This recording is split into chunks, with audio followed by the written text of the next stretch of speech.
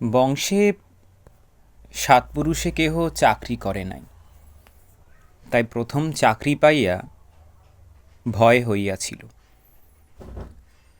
না জানি কত লাঞ্ছনা গঞ্জনাই ভাগ্যে আছে। মার্চেন্ট অফিসে কেরানির চাকরি, যাহার চেষ্টায় ও সুপারিশে চাকরি পাইয়াছিলাম, তিনি অফিসের বড়বাবু, আমার পিতৃবন্ধু। নাম গণপতি সরকার। ভেলকি টেলকি দেখাইতে পারিতেন কিনা বলিতে পারি না, কিন্তু তাহার চেষ্টায় সহজেই চাকরি জুটিয়াছিল। এমনকি আমাকে কর্তৃপক্ষের সহিত দেখা সাক্ষাৎও করিতে হয় নাই। গণপতিবাবুর চেহারাতে ছিল তাহার পাকানো উড়ানি চাদরের মতোই ধূপদুরস্ত এবং শীর্ণ নমনীয়তায় বঙ্কিম। তাহাকে নিংড়াইলে এক বিন্দু রস বাহির হইবে এমন সন্দেহ কাহারও হইত না।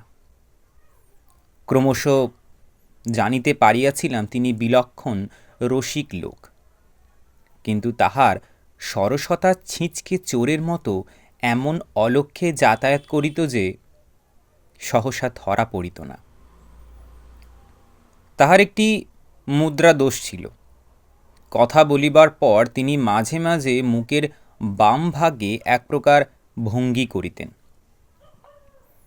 তাহাতে তাহার অধরোষ্টের প্রান্ত হইতে চোখের কোণ পর্যন্ত গালের ওপর একটি অর্ধচন্দ্রাকৃতি খাঁজ পড়িয়া যাইত।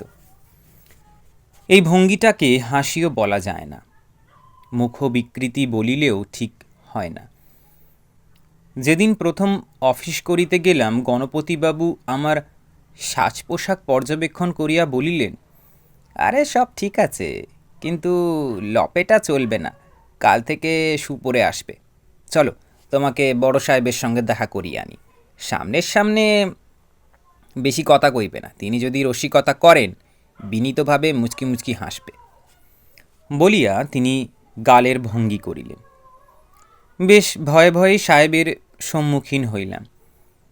তাহার খাস কামরায় প্রবেশ করিয়া কিন্তু একেবারে অবাক হইয়া গেলাম। সাহেব মোটেই নয়, ঘোরতর কালা আদমি। চণ্ডীর মহিষাসুরকে জলজ্যান্ত নরমূর্তিতে কল্পনা করিলে ইহার চেহারাখানা অনেকটা আন্দাজ করা যায়। বেঁটে মোটা গজস্কন্ধ, চক্ষু দুটি কুঁচের মতো লাল, তাহার উপর বিলাতি পোশাক পরিয়া অপূর্ব খোলতাই হইয়াছে। বয়স অনুমান করা কঠিন, তবে 40-এর নিচেই।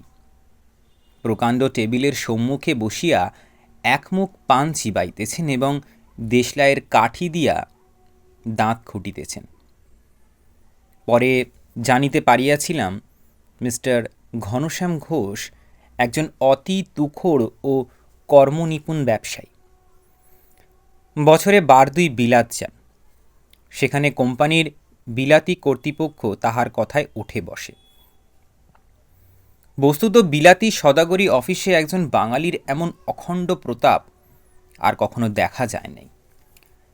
আমার সহিত প্রথম সাক্ষাতেই এমন ব্যবহার করিলেন যে একেবারে মুগ্ধ হইয়া গেলাম।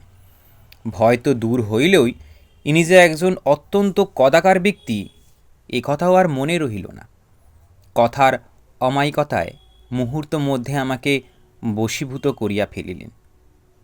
এই যে বড়বাবু, এটি বুঝি আপনার নতুন অ্যাসিস্ট্যান্ট? বেশ বেশ, দাঁড়িয়ে রইলে কেন? হে, বসো বসো। বড়বাবু, আপনি আপনার কাজে যান না? তারপর বিয়ে থা করেছো নাকি? বেশ বেশ। আরে তোমাদেরই তো বয়স, এখন চাকরি হলো আর কি, মন ঘামিয়ে কাজ করবে, বাস, দেখবে দেখবে উন্নতি। আমার অফিসে কাজের লোক পড়ে থাকে না। নাও পান খাও। আরে লজ্জা কিসে, তোমরা হলে ইয়াং ব্লাড, নতুন বিয়ে করেছো, পান খাও, তা কি আর আমি জানি না? আমার অফিসের ডিসিপ্লিন অত বাড়াবাড়ি নেই। নাও নাও, হে হে হে। তারপর সুখ স্বপ্নের মতো দিনগুলি কাটিতে লাগিল। চাকরি যে এত মধুর তাহা কোনোদিন কল্পনা করি নাই। কাজকর্ম এমন কিছু নয়, একজন সাধারণ বুদ্ধিসম্পন্ন লোক 2 ঘন্টার মধ্যে সমস্ত দিনের কাজ শেষ করিয়া ফেলিতে পারে। তারপর অখণ্ড অবসর, সমবয়স্ক সহকর্মীদের সঙ্গে গল্প গুজব, বারান্দায় গিয়া সিগারেট টানা। কর্তা প্রায় ডাকিয়া পাঠান। তাহার সামনে চেয়ারে গিয়া বসি, তিনি পান দেন, খাই, কখনো বাড়ি হইতে ভালো পান সাজাইয়া লইয়া গিয়া তাহাকে দিই।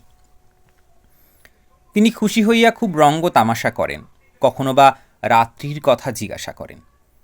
তাহার হাসি তামাশা একটু আদিরস ঘেঁষা হইলেও ভারী উপাদেয়।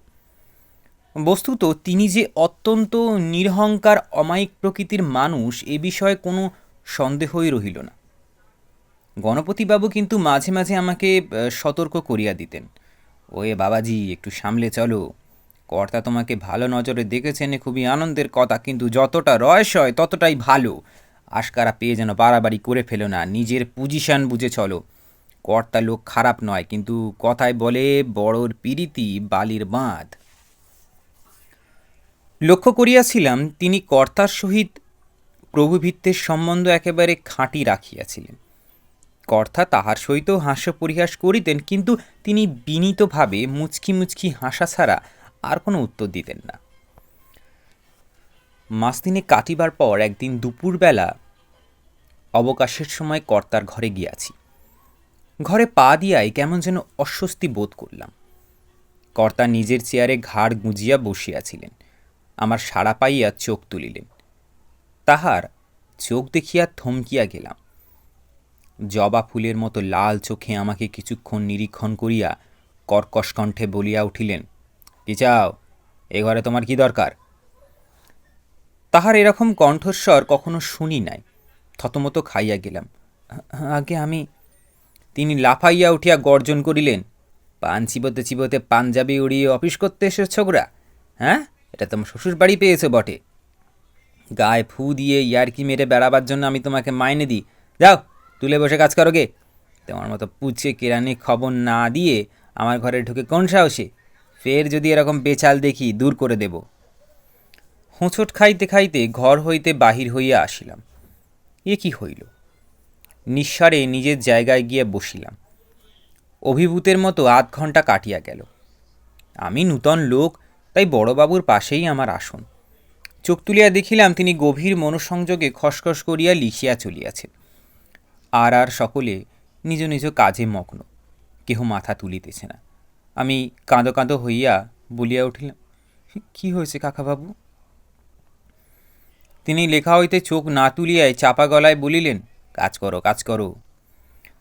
সেদিন সন্ধ্যার পর গণপতিবাবুর বাসায় গেলাম।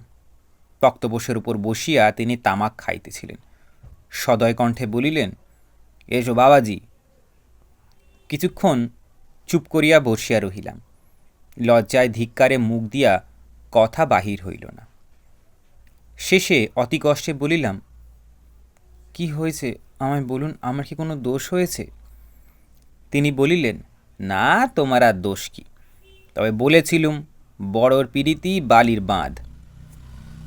এর মধ্যে কোনো কথা আছে? আপনি আমাকে সব খুলে বলুন বড়বাবু। তিনি কিছুক্ষণ এক মনে ধূমপান করিলেন। খুলে বলবার মতো কথা নয় বাবাজি। না, আপনাকে বলতে হবে।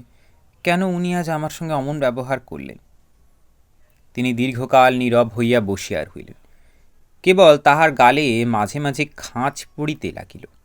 বলুন না কাকাবাবু। তুমি ছেলের মতন, তোমার কাছে বলতে সংকোচ হয়, আসল কথা ঝি। বলিয়াই তিনি চুপ করিলেন। তাহার গালে একটা বড় রকম খাঁচ পড়িল। কিন্তু ঝি কথাটা ঠিক শুনিয়াছি কিনা বুঝিতে পারিলাম না।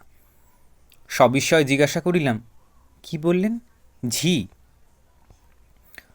গণপতিবাবু ঊর্ধ্ব দিকে তাকাইয়া বলিলেন, হ্যাঁ, কদিন থেকে বড় সাহেবের মন ভালো যাচ্ছে না। আয়া জানো, আয়া, যেসব ঝি সাহেবদের ছেলে মানুষ করে। আমাদের বড় সাহেবের ছেলের আয়া হপ্তাখানেক হলো চাকরি ছেড়ে দিয়ে চলে গেছে। মাথা গুলাইয়া গেল। গণপতিবাবু এসব আবোল তাবোল কি বকিতেছেন? বুদ্ধিভ্রষ্টের মতো বলিলাম, কিন্তু কিন্তু কিছুই বুঝতে পারছি না। গণপতিবাবু তখন বুঝাইয়া দিলেন। স্পষ্ট কথায় অবশ্য কিছু বলিলেন না, কিন্তু ভাবে ভঙ্গিতে, অর্থপূর্ণ ভ্রুবিলাসে, সময়োচিত নীরবতা এবং গালের বিচিত্র ভঙ্গি দ্বারা সমস্তই ব্যক্ত করিয়া দিলেন। সংক্ষেপে ব্যাপারেই আমাদের বড় সাহেব বছর 3 আগে বিপত্নিক হন।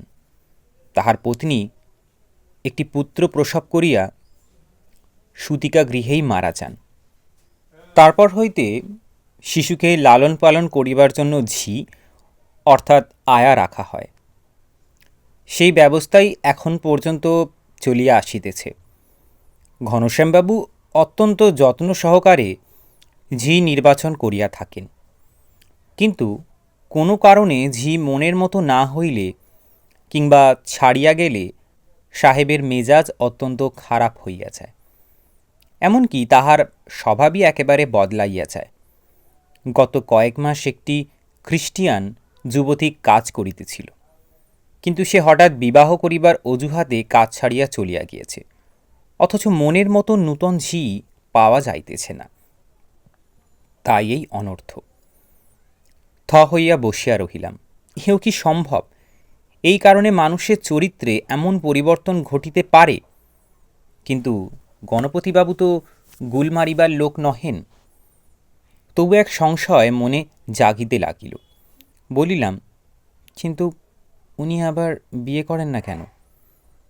এ প্রশ্নের সদুত্তর গণপতিবাবু দিলেন।